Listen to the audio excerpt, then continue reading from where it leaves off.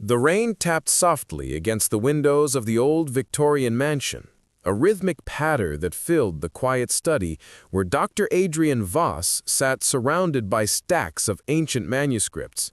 The world knew him as the foremost polyglot of his generation, a man who could unravel the secrets of languages long forgotten, from Sumerian cuneiform to obscure Polynesian dialects. His lectures drew crowds, his books topped academic charts, and his name was synonymous with linguistic mastery. Yet, at this moment, Adrian was stumped. A tattered scroll, unearthed from a remote Himalayan monastery, lay before him, its script an enigma even he couldn't crack. The symbols danced in patterns that defied every linguistic framework he knew, and time was running out. A prestigious symposium in London was 2 weeks away, where he was expected to present his findings on this very text. Adrian leaned back in his leather chair, rubbing his temples. The scroll was written in what he suspected was a Proto-Tibetan dialect, but its syntax and glyphs hinted at something older, perhaps a lost branch of an ancient nomadic tongue. He'd spent months cross-referencing lexicons, consulting colleagues, and scouring digital archives, but the language remained elusive. Frustration gnawed at him. His reputation was built on solving the unsolvable, and this failure felt personal. Downstairs, the clatter of dishes echoed from the kitchen. Maria, the maid who'd been with the household for years, was tidying up after lunch. Adrian barely noticed her presence most days. She was efficient, unobtrusive, and kept the mansion running smoothly. But today, a different sound caught his ear. A soft, melodic voice reciting something in a cadence that felt oddly familiar. Curious, he stepped out of his study and descended the creaking staircase. In the kitchen, Maria's 17-year-old daughter, Lila, stood by the counter, her hands busy peeling potatoes while she murmured to herself. Her dark skin gleamed under the fluorescent light, and her braids were tied back in a neat bun. Adrian paused in the doorway, listening. The words she spoke weren't English, nor were they Spanish, Maria's native tongue. They carried a strange, lilting rhythm, almost like the scroll's cadence. He stepped closer, intrigued. "Lila, what are you saying?" he asked, his voice cutting through the quiet. Lila froze, her knife hovering over a potato. Her brown eyes flicked up, wide with surprise. "Oh, Dr. Voss, I didn't see you there. It's nothing, just something I was remembering." It didn't sound like nothing, Adrian pressed, leaning against the doorframe. What language was that? Lila hesitated, glancing at her mother, who was scrubbing a pan at the sink. Maria gave a small nod, as if granting permission. "It's just something I picked up," Lila said softly. "A song my grandmother used to sing. I don't know what it's called." Adrian's curiosity deepened. "Sing it again," he said, his voice gentle but insistent. Lila's cheeks flushed, but she complied, her voice rising in a haunting melody. The syllables were sharp yet flowing, with a structure that tugged at Adrian's memory. It was eerily close to the scroll's phonetic patterns. He stepped closer, his heart racing. "Lila, where did your grandmother learn that song?" Lila said that she was from a village in the Himalayas. She didn't talk much about it, said it was from her ancestors, passed down. Adrian's mind spun. The Himalayas? The scroll? It couldn't be coincidence. "Lila," he said, trying to keep his excitement in check, "would you mind looking at something for me? It's a text I'm working on. It might be related." Lila's eyes widened further, but she nodded. Maria, who sensed the shift in the room, dried her hands and watched closely. Adrian led Lila to his study, where the scroll lay open on his desk. He pointed to the faded symbols. "Does this look familiar to you?" Lila leaned over the parchment, her brows furrowing. She traced a finger lightly over the script, careful not to touch the fragile material. For a long moment she was silent, her lips moving slightly as if testing the sounds in her mind. Then she spoke a few words aloud, her voice steady but soft. Adrian's breath caught. They matched the scroll's phonetic patterns perfectly. He stepped closer, his heart racing. "How did you do that?" he asked, astonished. Lila shrugged, almost apologetic. "I don't know, it just feels right, like the song. The shapes make sense in my head." Adrian stared at her, a mix of awe and disbelief. This unassuming teenager, the daughter of his maid, was pronouncing a language no scholar in the world had deciphered. He pulled out a notebook and handed it to her. "Can you write down what you're saying, as much as you can?" Lila hesitated, then took the pen and began scribbling. Her handwriting was neat, and the symbols she drew mirrored the scrolls with uncanny precision. Adrian watched, his mind racing. Could she really be the key to unlocking this mystery? He'd spent decades mastering languages, yet here was a girl with no formal training translating a script that had baffled the world's best linguists. Over the next few hours, Lila worked quietly, transcribing the scroll's text while Adrian hovered nearby, asking questions. She explained that her grandmother had taught her fragments of the language as a child, calling it the old tongue. It was never written down, only spoken in songs and stories. Lila had a natural ear for it, picking up patterns and meanings intuitively. By the time the sun dipped below the horizon, she'd translated nearly a third of the scroll, enough for Adrian to recognize it as a historical record of a nomadic tribe's migration, written in a Proto-Tibetan dialect mixed with an unknown root language. Adrian was floored. Lila's translations were not only accurate, but nuanced, capturing subtleties that would have taken him weeks to deduce. He realized he was standing in the presence of a linguistic prodigy, one who'd never had the chance to shine. Guilt crept into his excitement. Had he overlooked her all this time, assuming she was just the maid's daughter? "Lila," he said, his voice earnest, "this is extraordinary. Would you be willing to help me finish this? I'm presenting it at a symposium in London, and I'd like you to come with me. You deserve credit for this." Lila's eyes widened and she shook her head. "Me? In London? I'm just—" "You're not just anything," Adrian interrupted gently. "You're brilliant. This could be your moment." Maria, who had been listening from the doorway, stepped forward, her expression a mix of pride and worry.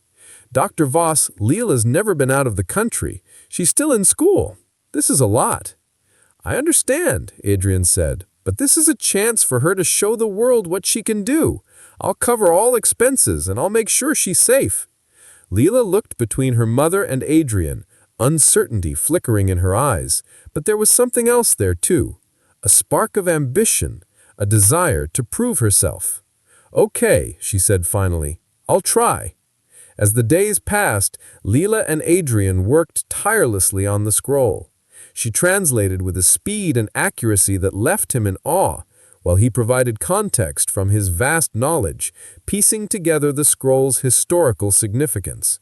They formed an unlikely team, the renowned scholar and the teenage prodigy, bound by a shared passion for unlocking the past.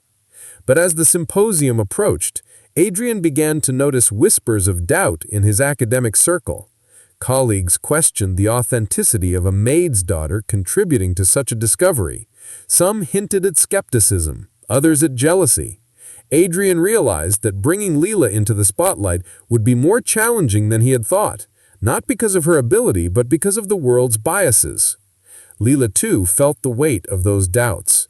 She overheard a phone call where one of Adrian's colleagues scoffed at the idea of her involvement. It stung, but it also lit a fire in her. She wasn't just doing this for herself. She was doing it for her grandmother, for her mother, for every person who'd ever been underestimated. The night before their flight to London, Lila sat in her room practicing her pronunciation of the scroll's text. She wanted to be perfect, to prove she belonged. As she whispered the ancient words, she felt a connection to her ancestors, a strength that steadied her nerves. Whatever awaited her in London, she was ready to face it.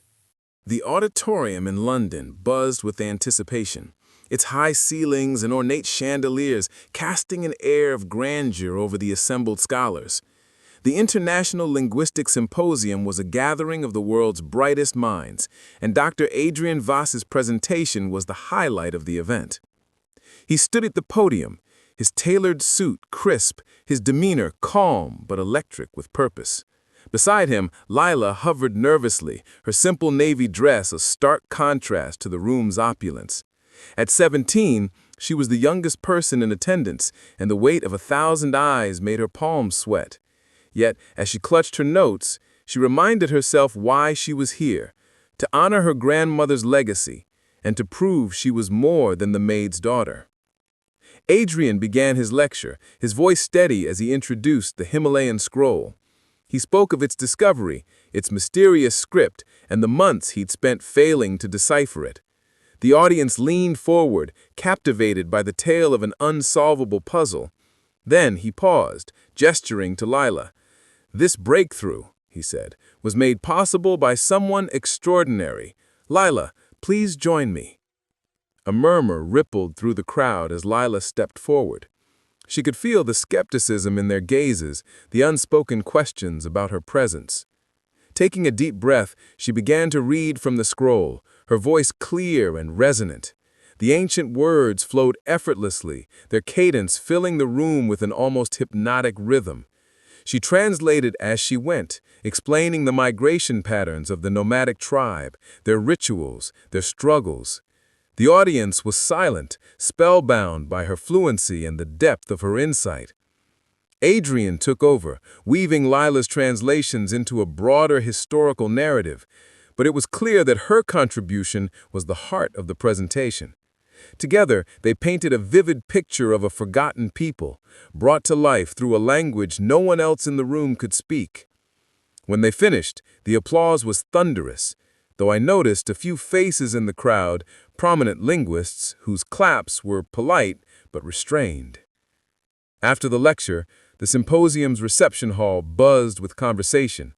Scholars approached Adrian, congratulating him on the discovery, but many ignored Lila, their eyes sliding past her as if she were invisible. A few, however, sought her out, asking about her process, her background. One professor, Dr. Elaine Harper, a specialist in ancient scripts, was particularly intrigued.